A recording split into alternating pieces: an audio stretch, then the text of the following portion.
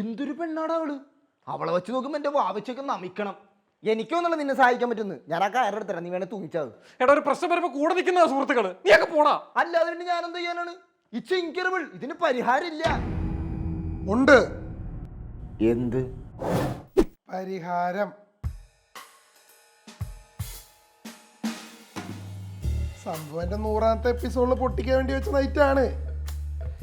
It's okay, നിനക്ക് വേണ്ടി set ചെയ്ത് തരാം. നീ ഐഡിയ പറ. സംഭവം ഇത്തിരി ക്ലീശയാണ്, പിന്നെ അവക്കൊക്കെ ഇത് മതി. നീ നാളെ രാവിലെ നേരിട്ട് സംസാരിക്കണമെന്നും പറഞ്ഞ് പാർക്കിലേക്ക് അവളെ വിളിച്ചു വരുത്തുന്നു.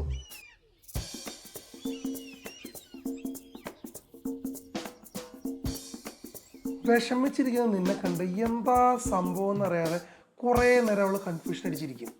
അവളുടെ ക്ഷമ കെടുമ്പോൾ അവൾ ഇങ്ങനെ ചോദിക്കും, എന്താ ബേബി, എന്തിനാ എന്നെ കാണണമെന്ന് പറഞ്ഞേ? അതാണ് ടൈം. ഞാൻ ഈ പറയാൻ പോണ കാര്യങ്ങൾ അതേ വിഷമത്തോടെ നീ അവളുടെ അടുത്ത് പറയണം.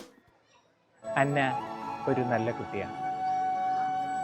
അതുകൊണ്ട് തന്നെ അന്നെ ഇനിയും ചതിക്കാൻ എൻ്റെ മനസ്സ് അനുവദിക്കുന്നില്ല. അതുകൊണ്ട് ഇപ്പോഴെങ്കിലും ഞാനിത് തുറന്നു പറയണം. ഞാനൊരു സ്വർഗാനുരാഗിയാണ്. എന്തോന്ന്? എടാ ഗേ,